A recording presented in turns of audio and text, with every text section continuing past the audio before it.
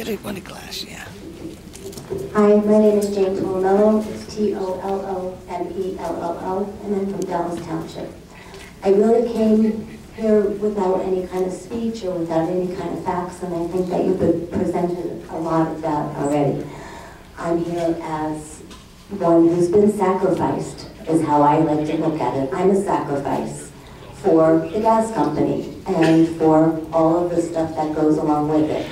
I've been the neighbor to the good, I've been one of those neighbors to the good neighbor that they're commonly called.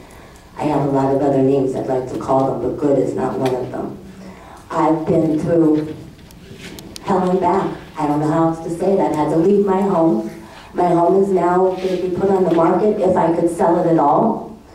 I have by me the Transco. I have 2 gathering lines that are tapped into the Transco. I have 2 metering stations all within 1,200 feet of my home.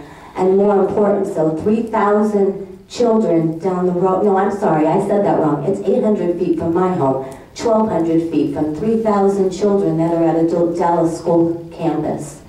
All of this infrastructure that's coming here, this pipeline, when they talk about it starting in Dallas Township, that's where it's starting.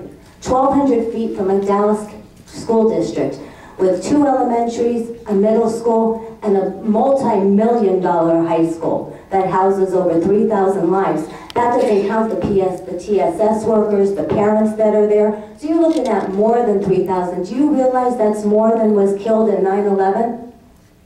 You're putting in danger over 3,000 lives, and that was by terrorists. So what would you call the gas company now when that explodes? You wouldn't call that terrorism? Because yes, I call that terrorism. I call that domestic terrorism. Thank you. And that's where I come in as the sacrifice. Thank you. Because She's right. I'm only 700 to 800 feet, depending on which gas company I'm looking at. A few years ago, the Springfield compressor station was less than 2 years old when it exploded. The media called it a flash fire. The pictures show the roof being blown off the building. So that gives you an idea of how things are manipulated and propaganda is constantly told. That's right. Because the people who know the truth are the people who live there. That's right. And I'm tired of being called a liar when I talk about what happens in my neighborhood when I was forced to leave my home. I was forced out of my home, and you're talking about forcing millions of people out of their homes. And I think it's your responsibility to consider us, the people, more than the companies and the profits, because I'm tired of having a dollar sign on my head. So I would urge you to please think of us, myself, my daughter, and all the other people that are going to be affected, and not the personal profits of an industry.